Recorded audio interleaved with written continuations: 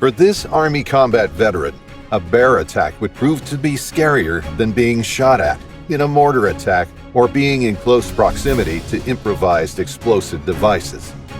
Shayne Burke's harrowing encounter with a grizzly bear in Grand Teton National Park turned into a life-or-death struggle. Did he make it? Well, keep on watching. Hit like and subscribe. This is Fierce. A 35-year-old disabled Army Reserve veteran found a unique hobby in his spare time that he could enjoy with his wife, photographing owls. In May 2024, he received a tip from a friend that the elusive great gray owl could be found in Grand Teton National Park in Wyoming. Intrigued by this news, he convinced his wife to make a journey out of it and try to capture the magnificent animal on his camera. Little did he know that this rather peaceful endeavor would turn into a life-or-death situation, far worse than anything he had experienced back in his Army days. On May 19th, Shayne and his wife Chloe set out together toward the national park in search of the owl. On the way there, they decided it was best for Chloe to remain in the parking lot to wait for him. He would be gone for only an hour, so it wasn't necessary for her to come too. As soon as they arrived at the starting point of the hike, they said, "See you later," and Shayne went on his merry way with his backpack on his back, camera strapped around his neck, and a bear spray in his pocket just in case. The hike was quite uneventful, unfortunately. He didn't seem to spot the great gray owl anywhere. During all of these, he seemed to have lost track of time, and Chloe, back at the car, turned impatient and worried. After more than an hour and a half of hiking through the thick forest, he remembered the promise he had made earlier to his wife. He knew she must be worried by then, so he tried to call her to say he was on his way back. With poor service deep in the wooded area, he only managed to open his GPS, which showed only his current location and the parking lot point.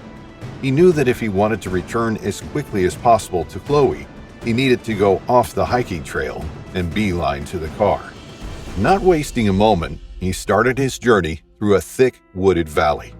A few steps into his off-trail impromptu hike, he started to feel like something was off. This increasing sense of unease alerted him to put into practice everything he had learned about recommended bear safety precautions. So, looking like a madman, he began to make noise by breaking branches, stepping on fallen leaves, singing, shouting, and even talking loudly to himself in the hope of avoiding an unwanted encounter with wildlife. But after a few more minutes, his efforts would prove to be in vain. The unexpected occurred. As the 35-year-old man made his way through the valley, something at the corner of his eye. Through the dense foliage, he spotted a grizzly bear cub, just shy of 70 yards away from him. Burke immediately knew that should the mother bear see him, only a miracle could save him.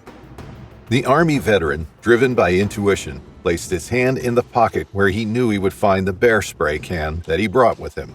The next moment, a loud thud, followed by a ferocious roar, made him look toward a big bush to his left. Behind it, the mother bear was charging at him with astonishing speed. Burke tried to shout. One of the first things that are recommended to do when meeting a bear is make loud noises, but the grizzly paid him absolutely no attention. Fearless, the mother bear closed the distance between them. The 35-year-old had no way to go. He quickly assessed the situation. In front of him, there was a mad bear ready to attack. At his right and left were miles upon miles of foliage and rocks that he could very well stumble upon. And behind him, there was a valley that he could maybe roll off of. In absolutely any situation, the bear could run after him, catch him, and then eat him alive. And he didn't even manage to take that picture of the great gray owl. What a waste, he thought. As soon as the bear moved toward him again, in a split-second decision, he turned his back to the bear, dropped to his stomach, and locked his hands behind his neck. He had read about this hack on one of those surviving grizzly attacks forums. In the hopes that the sound would scare off the bear, he screamed as loud as he could. Unfortunately, it only seemed to infuriate her even more instead. The bear stepped on his back, its immense weight pressing him into the ground. She bit into one of his legs, lifting him off the ground and slamming him back down multiple times. Burke felt the teeth of the bear pierce his skin, ripping through muscle. The bear persisted in her attack, biting his legs roughly 3 times total, from his inner knees to his buttocks. Burke let out another scream, one that briefly diverted the bear's attention and made her focus on his head. In a horrifying realization, Burke knew the bear might be going in for a kill bite on his neck. Throughout the attack, Burke had managed to keep a grip on his bear spray can, holding it behind his neck where his hands were interlocked. As the bear bit at his hands, her teeth also sank into the canister, causing it to explode in her mouth. The sudden burst of bear spray startled her, causing her to retreat. Burke heard her running up the hill toward her cub, giving him a moment to gather himself. He was safe from the bear's claws, but he had a long journey ahead of him back to the parking lot, now with life-threatening injuries. In a moment of respite, Burke tried to call his wife, but the thick forest had won again. Despite the lack of service, he managed to send a text that finally went through to her. It read, "Attacked." Bleeding profusely and barely being able to walk, Shayne knew he had to act fast. The clock was ticking, and the bear could always come back for round 2. He dragged his injured legs as far and as quickly as he could to put more distance between himself and the grizzly, but he soon grew tired and had to stop. Finally, his call reached Chloe. She answered with a panicked voice and slowly guided him in taking care of his injuries until emergency services could get to him. Shayne knew that administering first aid would be crucial in this type of situation. With his back against a tree, he emptied his backpack and found a fanny pack and another camera strap he could fashion into a makeshift tourniquet. He managed to slow the bleeding on his most injured leg, realizing the bear had just missed an artery. Clutching a knife in his right hand in case the bear returned, he awaited rescue. During this time, thinking only of the severity of his injuries, he recorded a video message for his loved ones in case he wouldn't survive. Luckily, help was on the way. After determining Burke's location through triangulation, the Grand Teton National Park Rangers and Teton County Search and Rescue personnel were sent to the scene by the 911 operator. They provided emergency medical care before airlifting him to an awaiting ambulance. Burke was transported to St. John's Hospital, where he underwent surgery to clean and staple his wounds, and fortunately, he survived. Shayne Burke's survival wouldn't have been possible without his quick thinking and intuition, but most importantly, his knowledge of bear behavior and the use of bear spray. These factors, along with his ability to remain calm during that, might disqualify this case as a miracle. It wasn't a miracle, it was his survival instinct kicking in at the right time. Diana Maria Kazaku was only 19 when she came face to face with a brown bear. Originally from Iași, Romania, she moved to Bucharest to live with her mother after her parents' divorce. A few weeks ago, in mid-June, Diana graduated from high school, and right at the beginning of July, she had to take the national final exam. She passed with flying colors as expected of her. Diana was a good student, and her entire family was proud of her. The next natural step was applying to college, but until then, she had a couple of weeks to relax a bit. Aside from her career goals, Diana had a lot of hobbies, including photography and hiking. She and her boyfriend took advantage of every opportunity to go and explore the serene Romanian mountains. One of her biggest goals was to reach Omu Peak, the highest point in the Bucegi Mountains and the 6th highest peak in Romania. Situated at 2,514 meters above sea level, the top of Omu Peak is rather flat, and it houses a cabin which many hikers use as a refuge, as well as a weather station. In fact, Omu Peak is the highest permanently populated spot in Romania. But Diana was still a beginner. Sure, she successfully finished a few easy hiking trails up until that point, but she wasn't an expert at all, and the trail to Omu Peak is quite dangerous, even for locals. On July 9th, early in the morning, Diana and her boyfriend took the train from Bucharest to Bușteni. They arrived at about 10 a.m., had some breakfast, and headed toward the trail's starting point. Around 10:45 a.m., Diana talked to her mom, their last conversation ever. Her mother's intuition was telling her something was off. She warned her daughter to come back home, but the 19-year-old wouldn't change her mind. "You've kept me sheltered all this time. Now it's time for me to experience amazing things," she told her mother. But her mother had a very good reason to be worried about Diana. One time when she was hiking with a friend, another bear chased her. Nothing could have stopped her. She felt like she had to prove herself somehow, and reaching that peak was the only way. Every summer, the brown bear population descends into the villages and towns nestled at the base of the mountains in search of food. This has become a huge problem in recent years because of tourist fascination with these animals. People often stop their cars in the middle of the road to feed bears and take pictures with them. Having food condition these animals, it wasn't a surprise that a bear walked the same trail as Diana that fateful day. Driven by its instincts and incredible hunger, the beast saw in Diana its next delicious meal. The couple started their ascent and made their way through Valea Japilor. The steep, narrow path was a true challenge, but the scenery was so beautiful that it was worth it. To the right was the way to Foamy Valley Waterfall, and to their left was Howling Waterfall. Here is where things get blurry.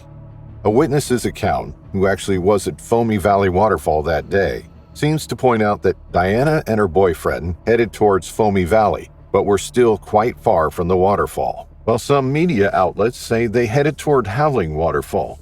Like this case, Kahraman is also clouded in mystery. Every year, hikers go missing or fall to their deaths on this trail, which prompted the locals to believe in a legend. They say that during the summer, a mysterious off-the-maps trail shows up out of nowhere, surrounded by dense fog, and whoever chooses to hike it either dies in mysterious ways or comes back dizzy, confused, and deeply injured. It's not clear whether Diana saw this path or not, but the series of events that unfolded next seems to point out that she was separated from her boyfriend, alone, face to face with a brown bear. As she was walking on the steep, rocky path, the 19-year-old noticed something moving a few meters in front of her. Unsure of what to do, she stopped and tried to stand as still as possible. She looked over her shoulder for her boyfriend, but he was way behind her. Listening to her instincts, she called 112, the equivalent to 911 in Romania, to announce the possible presence of a bear. This was happening around 1:30 to 2 p.m. On another trail near Foamy Valley, the only witness to this case beside Diana's boyfriend was also calling 112 to announce a bear's presence. The 112 operator quickly answered, and Diana described where she was and what she saw. The operator gave her some tips on how to act if the bear came near. Not having any bear spray or something to make noise with and scare the bear away, Diana had to resort to stomping, speaking loudly, and making herself look bigger. A few moments later, the bear looked directly at her. Diana let out a scream while still on the phone with the 112 operator. "He's coming closer. The bear is running toward me," she yelled. The operator reminded her to make noise and scare the bear, but Diana was too terrified to think. Her boyfriend told the authorities he also tried to scare the bear or misdirect his attention, but the witness said she could only hear Diana's voice. It's possible that her boyfriend got scared and ran away, leaving her all alone to face the hungry 300-kilogram beast. It's also possible he simply froze from fear and panic while watching his girlfriend die. With astounding speed, the bear ran toward Diana, ready to attack her. Diana screamed, her voice echoing in the forest, and in a desperate judgment error, she decided to run, a grave mistake.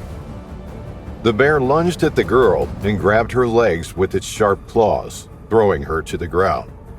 Still screaming and on the phone with the operator, Diana fought bravely, trying to get out of the bear's grasp.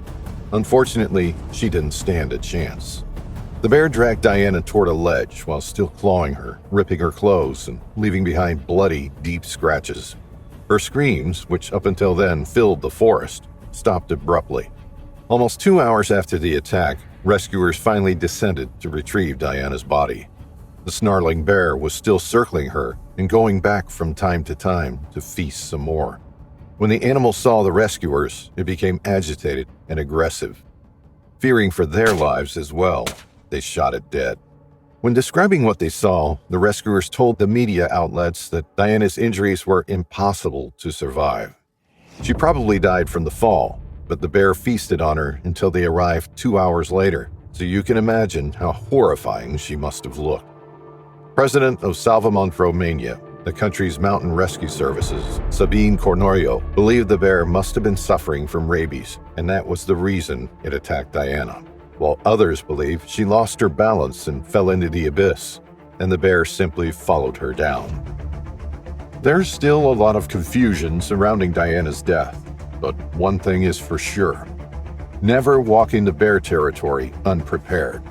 Always carry bear spray with you, just in case. Also remember, if a black bear charges at you, fight back, but if a brown bear attacks you, play dead.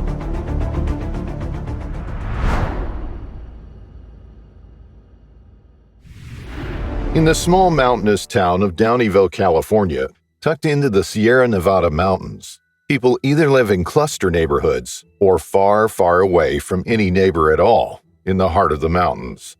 Patrice Miller, a 71-year-old woman, had made this town her home for many decades.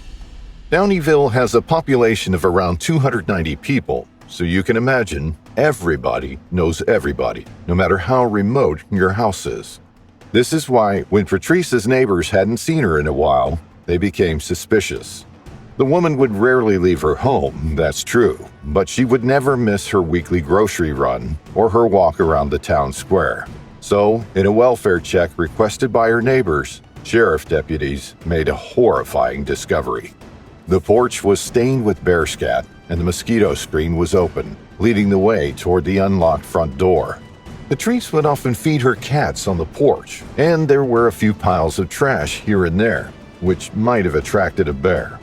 In fact, this wouldn't have been her first bear encounter on her property. Bears looked for food anywhere they could, and for them, Patrice's home was a gold mine. She had cat food scattered around the porch, fruit trees in her yard, and trash piles laying around where you least expected them. Yes, she wasn't the tidiest of women, but she really wasn't a fan of bears either. So a few years ago, when a bear wanted to enter her home, she fiercely punched it and chased it away. This time, however, Patrice didn't stand a chance against the beast. November temperatures can go as low as below freezing in the Sierra Nevada mountains, which can drive a lot of people inside rather than outside, despite the beautiful scenery. On a chill November night, Patrice was one of these people, relaxing at home next to the fire.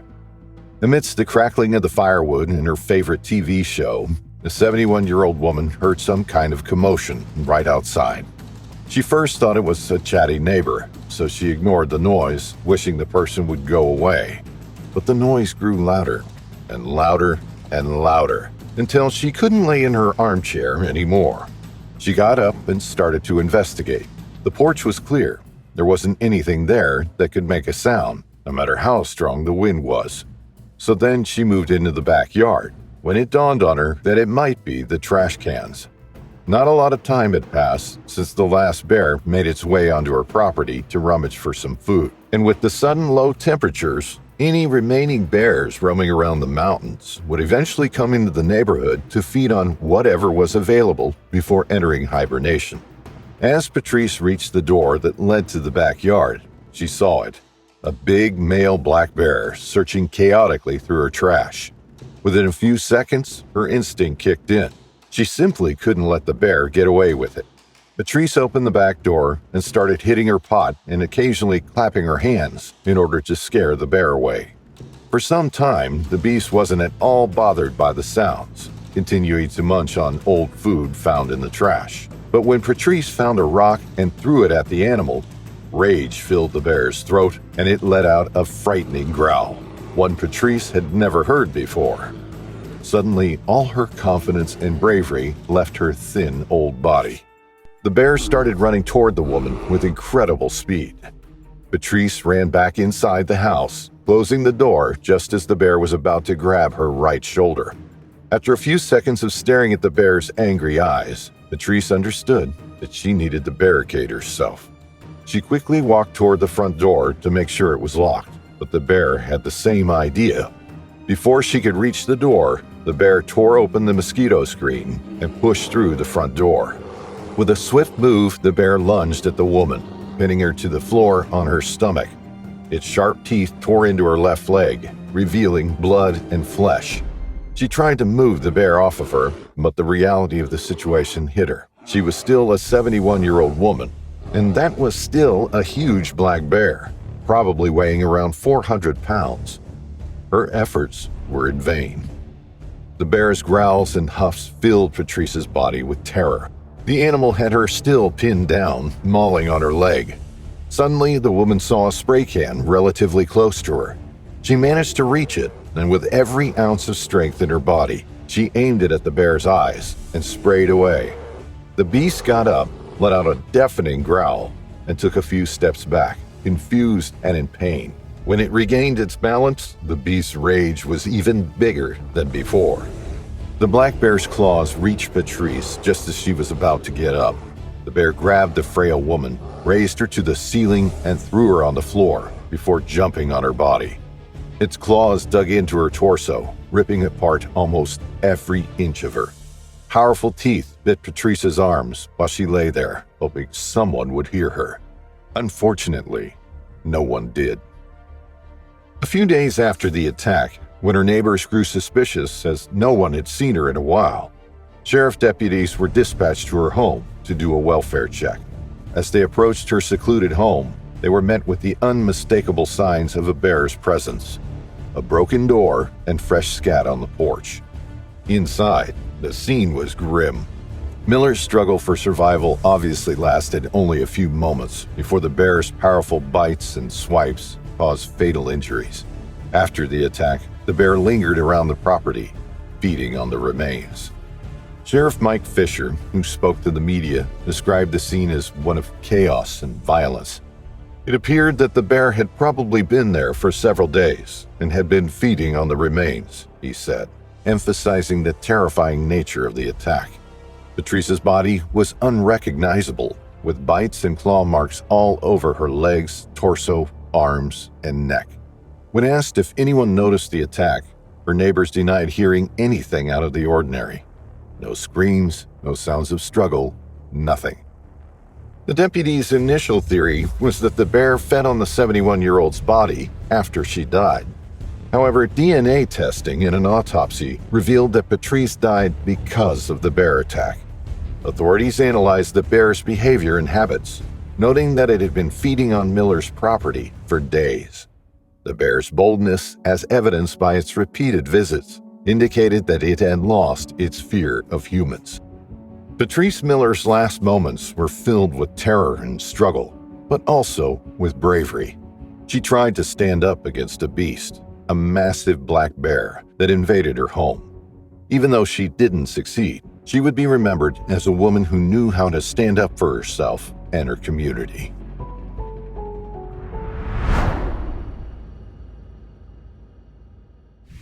It was around 4 p.m. on April 5, 2023, when Andrea Papi bid his girlfriend goodbye and went for his usual run.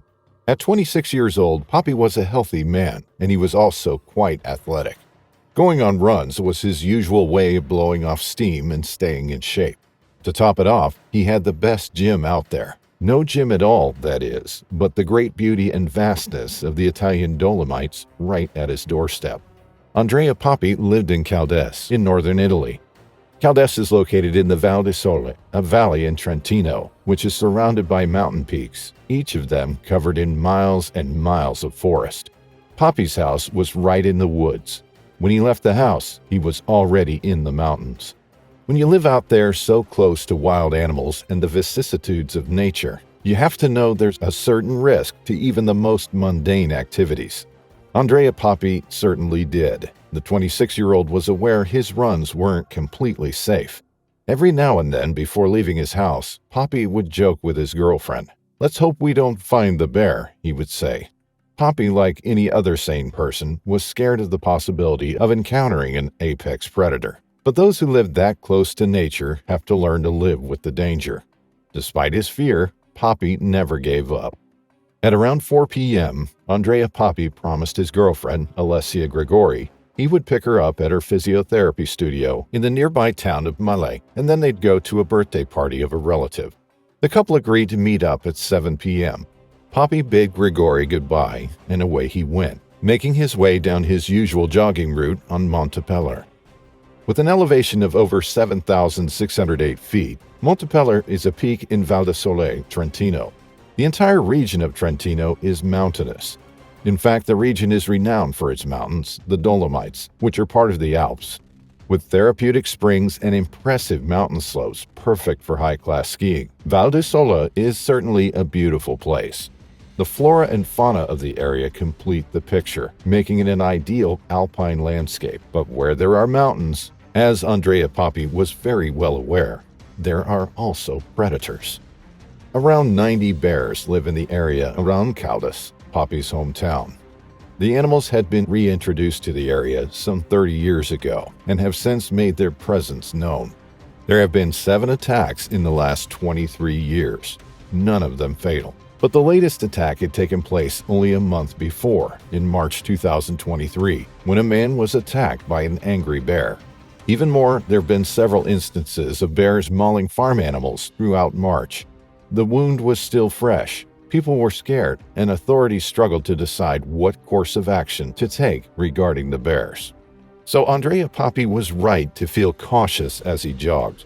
The afternoon was beautiful, the air fresh, the woods alive and buzzing. There was no one to witness what happened next, not even a soul. At one point during his run, 26-year-old Andrea Poppy encountered a bear. Maybe he stumbled upon the bear, taking it by surprise and awakening its anger. Or maybe the bear was predatory, having stalked Poppy long before making its horrific move. Perhaps we'll never know the specifics. What we do know is that Poppy never made it out of the woods. The bear attacked. Andrea Poppy tried to fight for his life. He had a girlfriend, a family, and a dog. He had a life worth fighting for. He looked around himself, trying to find something, anything that could work as a weapon. There was nothing more than a broken tree branch. Desperate to survive, Andrea Poppy did his best to fend off the crazed animal, but it wasn't enough. The animal struck. The bloody tree branch fell down to the ground. The bear proceeded to maul the man. It bit Poppy's arms, stomach, head, and throat. Then it dragged Poppy's body some 300 feet further into the woods before abandoning it for unknown reasons. Andrea Poppy was dead. As hours passed, Alessia Grigori, Poppy's girlfriend, became more and more worried. Poppy had failed to pick her up from her studio. The woman knew something was wrong. She could feel it. It wasn't like Andrea to not show up. She couldn't sit and wait around. She had to do something. Grigori called Poppy's mother, but the older woman had no idea where her son was. By now, Grigori was really afraid. She went to check at the foot of the mountain, but she couldn't find a trace of her boyfriend. It was getting dark outside, and as night fell, she could feel something was not right. That's when she called authorities. Maybe it was because of the recent bear attacks, but authorities organized a full-fledged search party with search dogs in tow. It took them hours and hours to find Andrea Poppy's body. It was past 3 a.m. when the Carabinieri, the Italian police, knocked on Alessia Grigori's door and delivered the devastating news. Her boyfriend was dead, and all evidence pointed towards a bear attack. An autopsy was scheduled to officially confirm it, but the mauling injuries all over Poppy's body were enough to confirm it was a bear that killed the young man. The bloodied branch was another clue, and bear DNA was found on Poppy's injuries. With Andrea Poppy being the first bear fatality in Italy, controversy didn't fail to arise. Poppy's family declared their intention to denounce the autonomous province of Trento and the state for having reintroduced bears in the region 30 years ago. Alessia Grigori, Poppy's girlfriend, had this to say: "Many people cannot understand that we live in the woods and that it is indeed a habitat of the bear, but also ours. When I leave the house, I'm already in the mountains.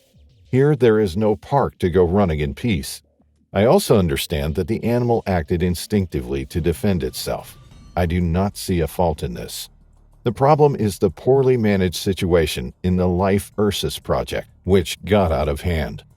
Authorities decided the bear needed to be euthanized if found. The president of the province of Trento, Maurizio Fugatti, announced a total of 3 potentially dangerous bears will be culled. They are predatory animals and as such represent a danger for those who live in the mountains, for tourists, for flocks, said Reinhold Messner, a famous Italian explorer. This announcement sparked protest among animal welfare associations. Fugatti also said that his ultimate goal is to reduce the overall number of bears on the territory from the current 90 to 50 because their presence has become incompatible with the safety of mountain communities. But no amount of culling can ever bring Andrea Papi back.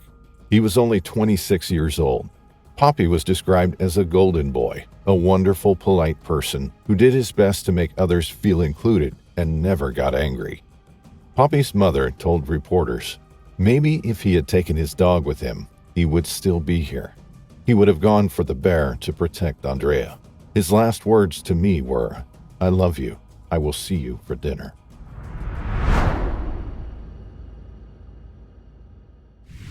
Doug Inglis and Jenny Gussie, 2 62-year-olds from Lethbridge, Alberta, Canada, were experienced hikers and outdoors people. They had been together since high school and were inseparable, even working in the same scientific laboratory together. But it was their love of the great outdoors which initially formed their friendship and kept them going strong ever since. Their adventures weren't just limited to hiking in the wilderness. They also pursued canoeing and whitewater rafting, taking advantage of the incredible national parks on their doorstep.